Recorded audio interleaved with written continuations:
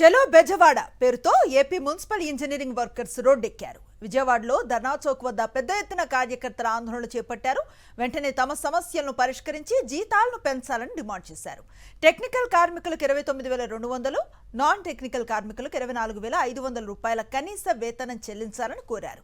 అలాగే తమకు సంక్షేమ పథకాలు కూడా అమలు చేయాలని డిమాండ్ చేశారు. వెంటనే సమస్యలను పరిష్కరించకపోతే పెద్ద ఎత్తున ఆందోళన చేపడతామని హెచ్చరించారు మున్సిపల్ ఇంజనీరింగ్ కార్మికులు. ఇప్పుడు మాకు ఇచ్చే జీతం వచ్చి 15,000 రూపాయలు సార్. 15,000 రూపాయలు మా జీతం. అందులో కటింగ్లు పోయి 13,087 రూపాయలు వస్తుందండి. అయితే 13,087 రూపాయలతో ఎట్లా బతకాలి? ఇంటద్దులే 6,000 7,000 రూపాయలు ఉన్నాయి. గ్యాస్ 1,000 రూపాయలు ఉంది. తర్వాత గ్యాస్ది 1000, తర్వాత వేరే కరెంటు బిల్లు 1,000 రూపాయలు కడుతున్నాం.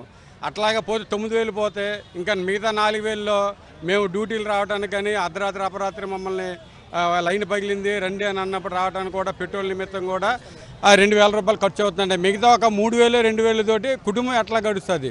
ఈ రోజున నిత్యావసర ధరలు ఆకాశాన్ని అంటుతున్నాయి. మేము గొంతెమ్మ కోరికలు కోరట్లేదండి, మేము బతకడానికి మిమ్మల్ని అడుగుతున్నాము.